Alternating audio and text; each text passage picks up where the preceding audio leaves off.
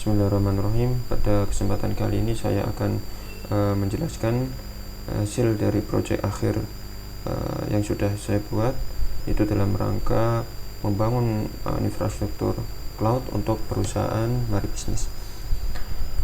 Perusahaan Mari Bisnis memiliki 3 buah web yang nanti akan dibangun di atas Azure ya, di atas cloud provider Azure.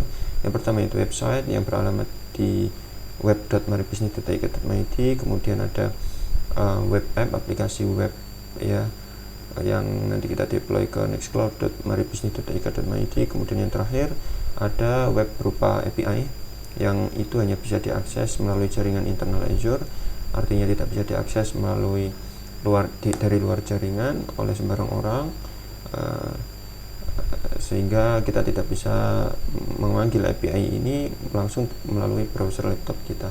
Dia hanya bisa dipanggil melalui dari dalam jaringan virtual network Azure. Nah, dengan alamat sebagai berikut ya, api.maribisnis.id. Kemudian dalam pembangunan tiga web ini, saya membutuhkan beberapa Azure resource ya, atau sumber daya. Yang pertama adalah satu buah resource group, yaitu dengan nama RG Mari Bisnis.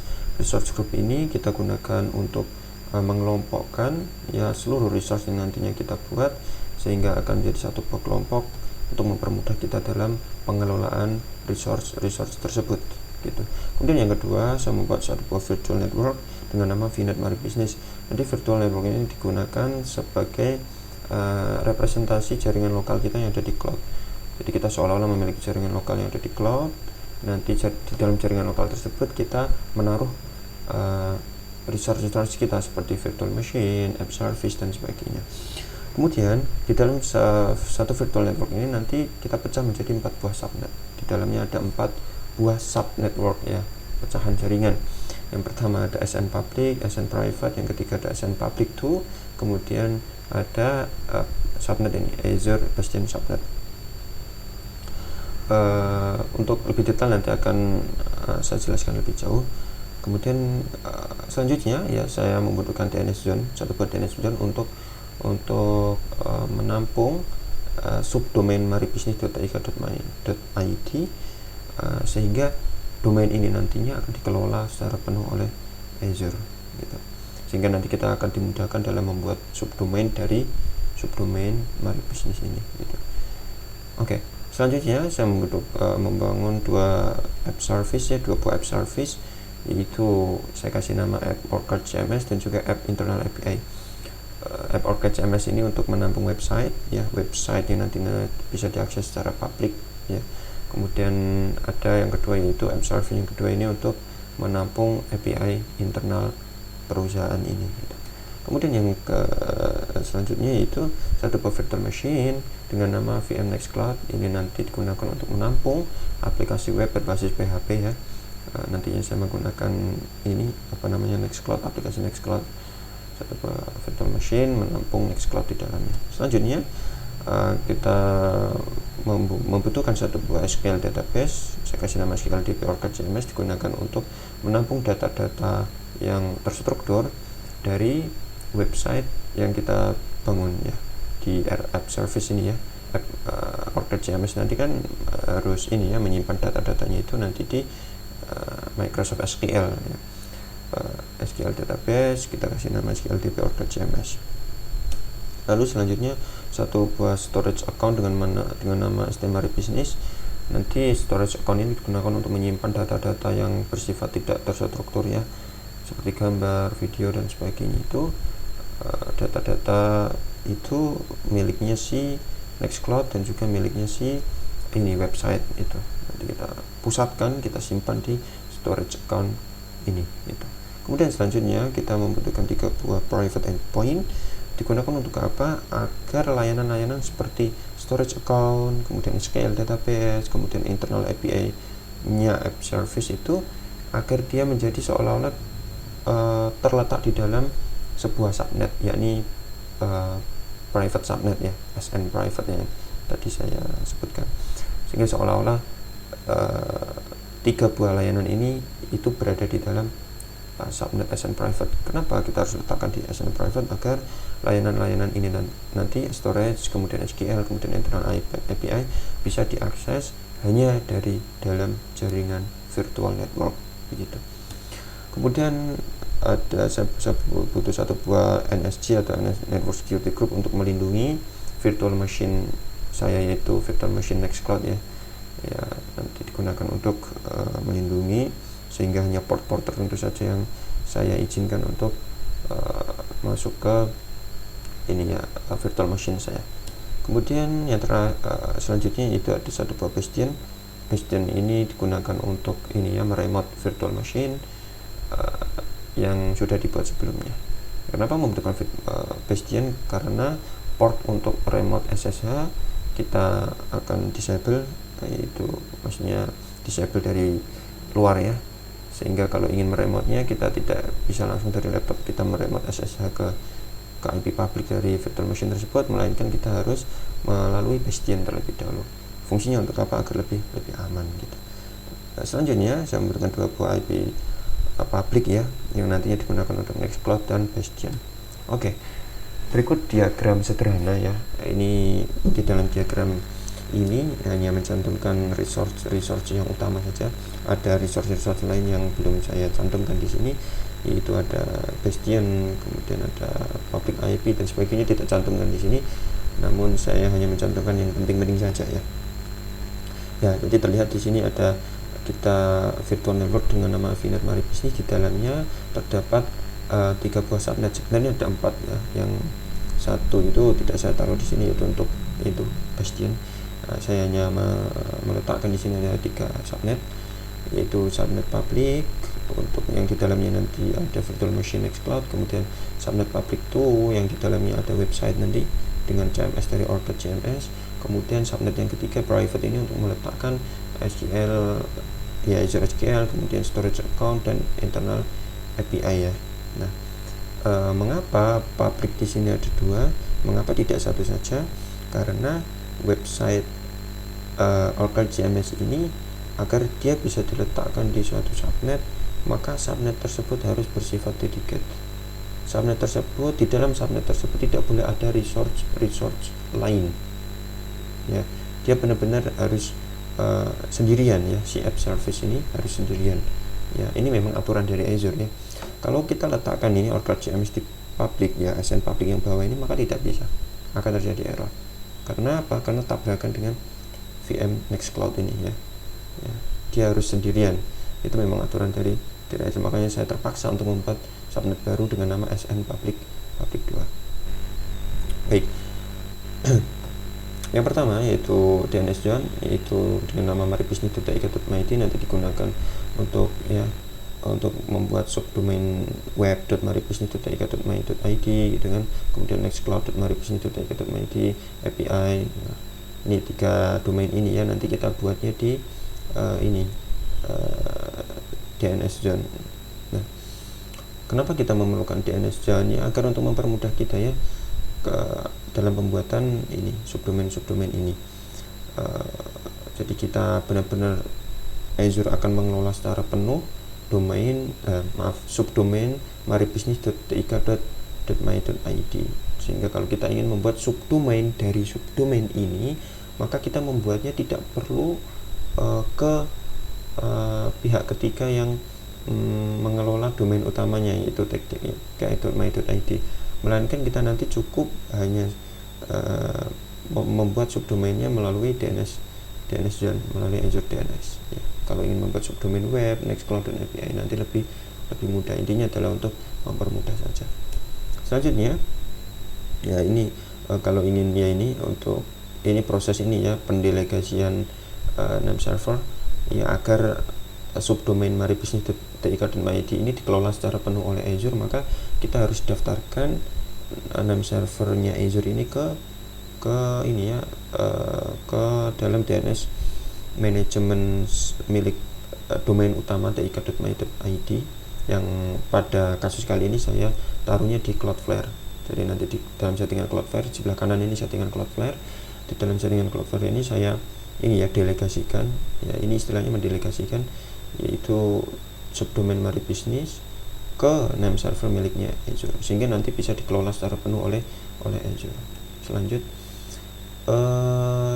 nah ini berikut tampilan DNS zone yang sudah jadi.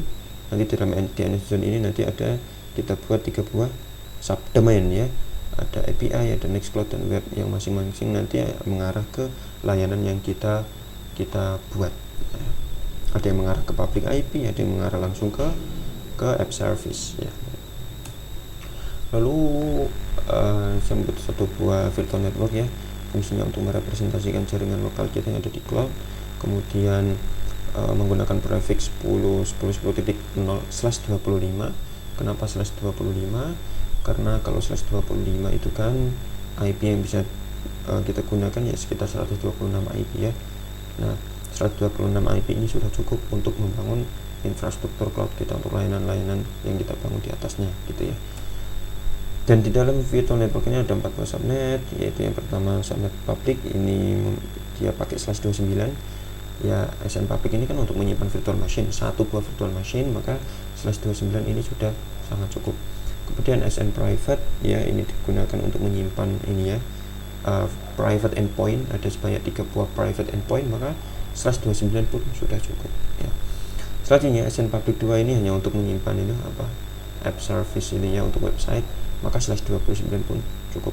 Terakhir, Azure Bastion ini yang memakan paling banyak ya, karena ini memang permintaan dari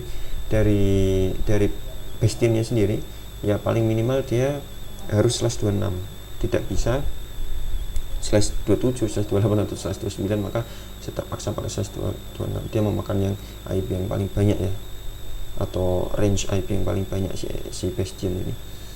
Kemudian berikut tampilan virtual network yang sudah saya buat, yaitu ini VNet Mari Business. Saya letakkan di lokasinya di East US atau Amerika Serikat Timur ya. Untuk seluruh resource di bawahnya nanti juga, atau seluruh resource yang ada di dalamnya nanti juga akan kita letakkan di Amerika Serikat Timur ya, East US. Berikut tampilannya. Ini di gambar yang bawah ini merupakan subnet yang ada di dalam virtual network tersebut. Ada 14 subnetnya. Oke. Kemudian selanjutnya ada ini ya, ada public IP address dengan nama PIP Nextcloud. Jadi public IP address yang ini digunakan sebagai IP public dari virtual machine Nextcloud kita nanti gitu ya. Dia bersifat statik ya. Bersifat statik artinya IP public ini tidak berubah ya kan. Sekali kita pesan, maka itulah yang nanti akan kita gunakan keselanjutannya gitu, nggak akan berubah-ubah di pertengahan jalan. Kemudian PIP Nextcloud ini public IP ini memiliki 2 buah availability zone ya, atau 2 buah zona ketersediaan. Agar apa? Kalau misalkan zona pertama dia atau data center di zona pertama ini mengalami kerusakan, bencana alam, sehingga mengakibatkan jaringannya down, maka IP public ini tetap bisa kita gunakan. Kenapa? Karena IP publicnya masih ada di zona yang kedua ya.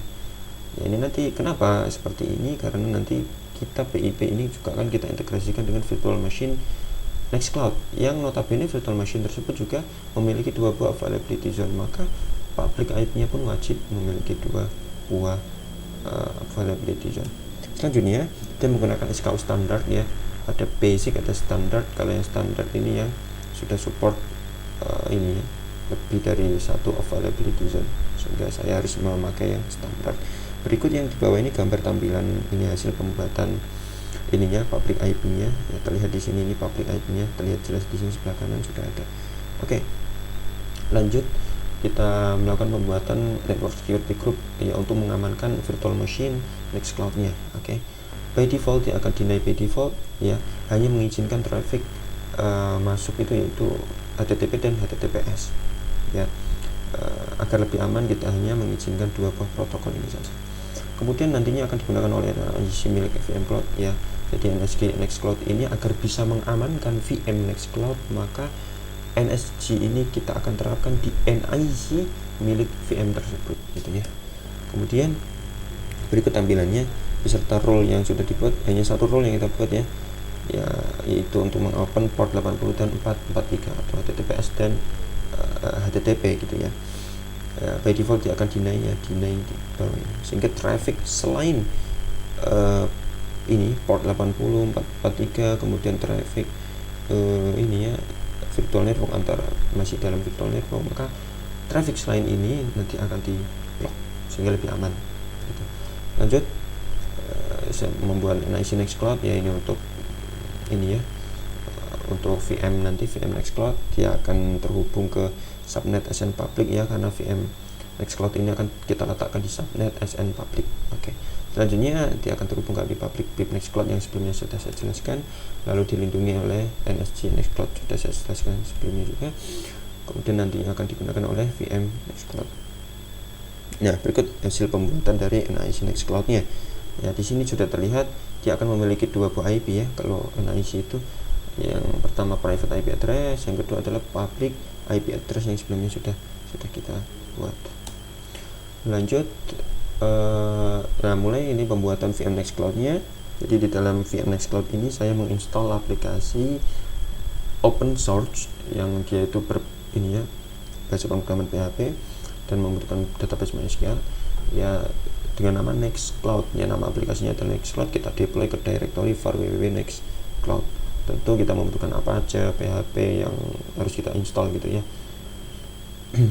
Ya, untuk VM-nya saya menggunakan Ubuntu 18 LTS ya. Kenapa? Karena Nextcloud ini memang mewajibkan harus Linux. Kemudian kenapa Ubuntu? Karena dia stabil ya, LTS ini versi yang stabil gitu untuk jangka waktu ke depan, sehingga disarankan untuk menggunakan Ubuntu 18 LTS. Selanjutnya di virtual machine ini dia memiliki dua buah availability zone atau dua buah zona ketersediaan. Agar apa? Kalau virtual machine di zona pertama misalkan terjadi kerusakan, maka virtual machine masih bisa digunakan di zona yang kedua gitu. Nah, zona 1 dan zona 2 berbeda tempat ya, berbeda data center. Nah, sehingga akan lebih aman jika terjadi bencana di zona yang pertama. Lalu saya menggunakan ukuran ini ya, standar B1S atau basic level 1 ini, small yang kecil ya, termasuk kecil virtual machine yang ini, karena untuk pembelajaran saja, jadi saya menggunakan ukuran yang kecil, yaitu dengan spesifikasi bagi berikut: 1 buah virtual CPU dan 1 GB RAM gitu ya, kecil.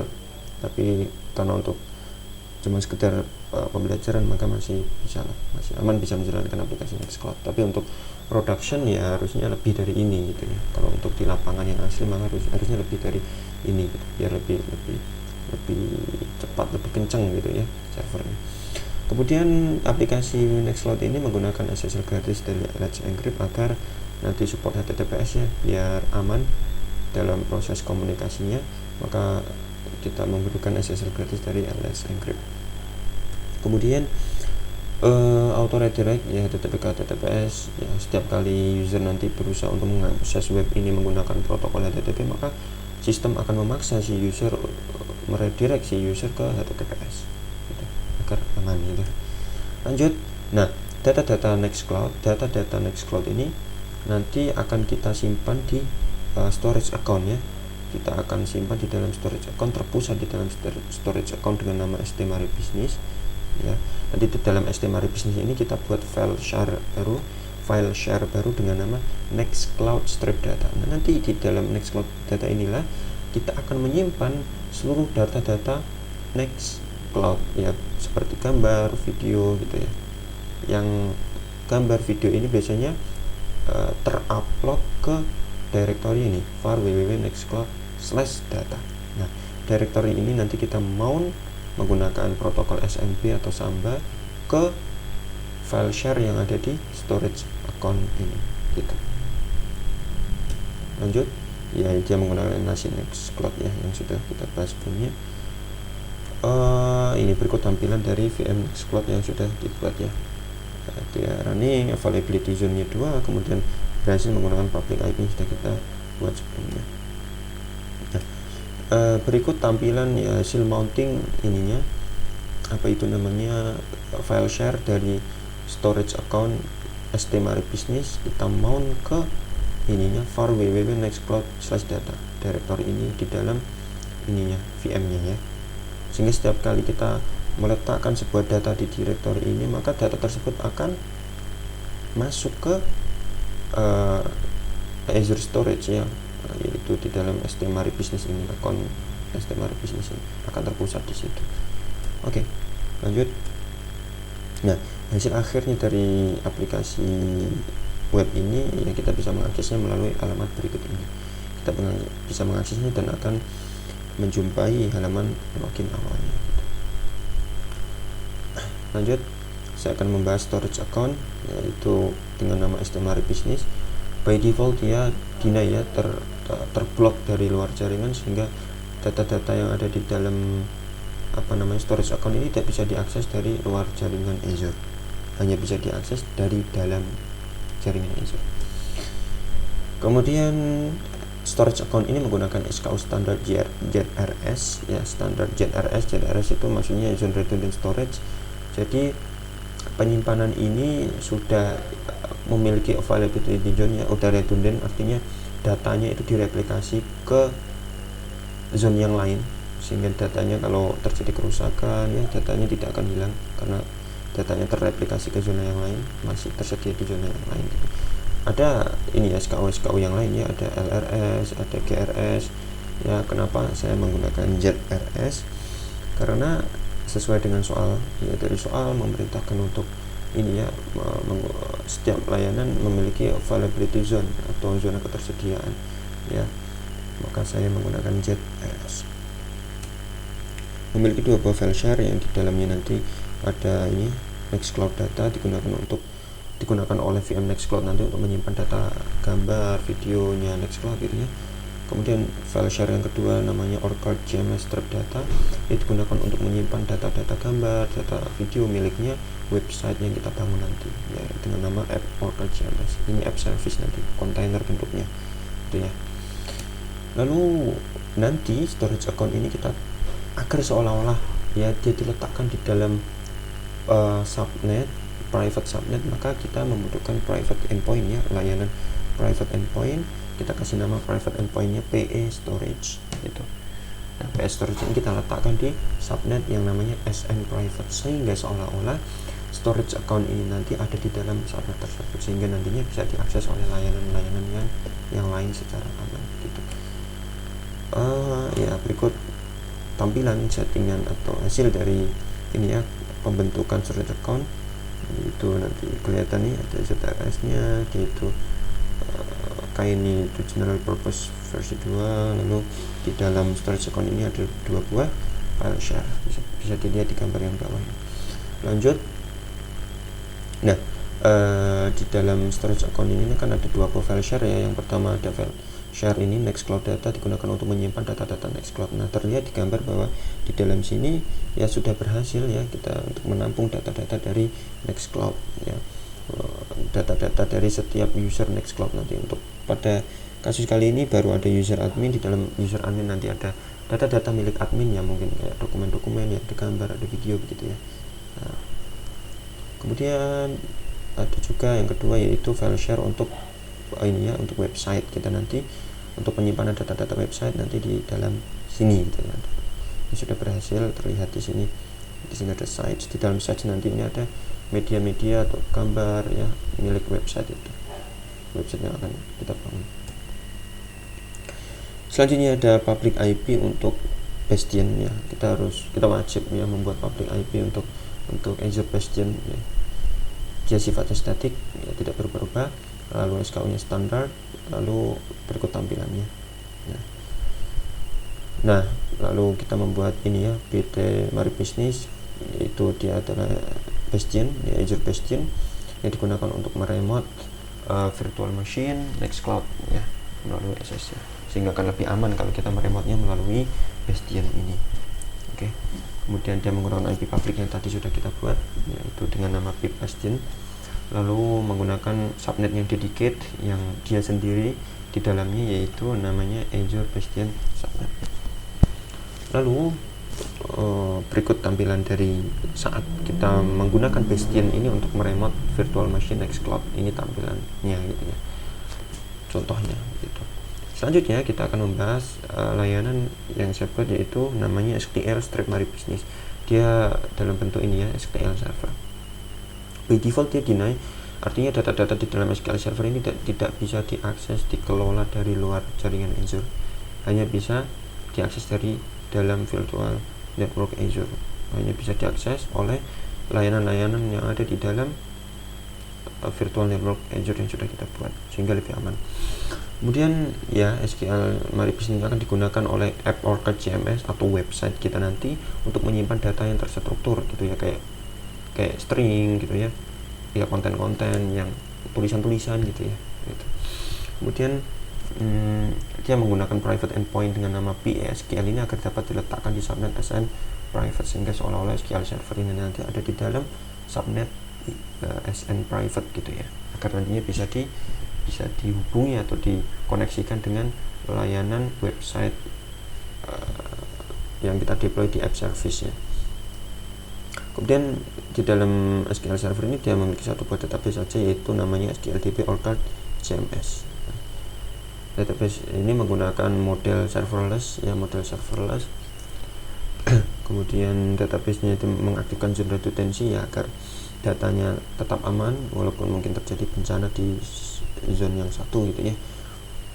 Nah, kemudian menggunakan edisi general purpose dengan family generasi kelima ya. Ini yang sudah support ini ya, redundancy. Untuk di bawah dari general purpose ini belum support zone redundancy, sehingga saya terpaksa menggunakan yang edisi yang ini walaupun lebih mahal dia. Kemudian berikut tampilan dari SQL-nya ya. Dia SQL-nya akan memiliki alamat untuk kita menghubunginya, yaitu SQL stream.business.database.windows. Inilah nanti alamat yang akan dihubungi oleh website agar bisa terkoneksi dengan database gitu. Kemudian yaitu kita membuat pelayanan untuk websitenya ya, kita kasih nama app strap orchard CMS, yaitu dia dalam bentuk app service ya. Digunakan untuk menampung website ya, web.mybusiness.tik.my.id gitu ya. Dia berbasis kontainer ya, kontainer yang dibangun dengan framework ASP.NET. Kemudian image yang saya gunakan untuk menjalankan kontainer ini saya ambil dari Docker Hub, yaitu ini image-nya, yaitu orchard project /orchard core ini ya alamatnya. Ini open source gratis, ini kita bisa kita bisa gunakan image ini dengan mudah gitu ya. Image ini nanti yang akan kita gunakan untuk menjalankan kontainer. Kemudian SKU-nya dia menggunakan SKU berjenis premium V2 small ya. Kenapa pakai premium V2 small? Karena SKU inilah yang sudah support yang namanya private endpoint ya. Private endpoint ini nanti kan kita gunakan agar app service yang satu ini bisa kita letakkan di sebuah subnet gitu ya. Maka kita menggunakan yang ini gitu. Kemudian auto redirect HTTP ke HTTPS. Nah, ini saya aktifkan agar user nanti otomatis terredirect ke HTTPS ketika dia mengakses HTTP. Kemudian menggunakan SSL gratis dari Azure ya, walaupun kita menggunakan custom domain kita sendiri, tetap kita bisa mengenerate SSL gratis gitu. Kemudian nantinya ya, app service ini akan diletakkan di subnet dengan nama SN/public2 melalui ini ya, VNet integration. VNet integration merupakan fitur yang ada di app service yang digunakan untuk ini, agar app service ini bisa mengakses layanan-layanan yang ada di dalam jaringan virtual ya. Kita wajib menggunakan VNet integration. Lalu kita mounting ya file share orchard CMS data yang ada di storage account STMyBusiness ini nanti digunakan untuk menampung data-data website ya, kayak gambar, video gitu ya, yang ada di dalam directory ini /app data ini. Di dalam kontainer nanti ada directory ini. Nah, directory inilah nanti yang akan biasanya digunakan untuk menyimpan gambar, video gitu. Maka kita mounting directory ini ke storage account gitu, sehingga datanya akan tersimpan di sana gitu ya. Nah, berikut tampilan dari konfigurasi app service-nya ya. Ya, terlihat di sini dia menggunakan URL ini ya, sudah kita setting web.maribisnis.id. Lalu plannya itu dia menggunakan premium 1v2. Nah, lalu berikut tampilan dari integrasi ke VNet-nya agar si web service ini bisa mengakses resource yang ada di dalam virtual network. Tampilannya ini terlihat di sini, dia terhubung ke VNet Maribisnis, terhubung ke subnet public 2 gitu ya. Lalu di sebelah kanan di sini merupakan hasil settingan dari custom domain web.maribisnis.id yang sudah juga diintegrasikan dengan SSL gratis. Di sini terlihat secure, secure dan juga ada HTTPS only. Ini untuk meredirect HTTP ke HTTPS gitu. Oke, lanjut. Nah, di sini merupakan capture atau ya capturean saat saya pertama kali melakukan pengaturan websitenya gitu. Jadi ketika kali kita meluncurkan websitenya, maka kita akan diperintahkan untuk mengatur yaitu bagaimana dia koneksi ke database-nya gitu ya. Nah, terlihat di sini connection string ini saya ambil dari ini ya, dari Azure SQL. Di sini kita arahkan ya, dia si website harus mengkoneksi ke SQL dengan alamat sebagai berikut ini, lalu database dengan nama sebagai berikut, dengan username dan password sebagai berikut yang sudah kita buat saat dalam proses pembuatan database server ya, SQL database server. Kemudian barulah setelah ini kita bisa websitenya berjalan dengan sempurna gitu ya. Terlihat ini ya, websitenya sudah berhasil berjalan dengan sempurna, bisa kita akses melalui alamat berikut ini gitu.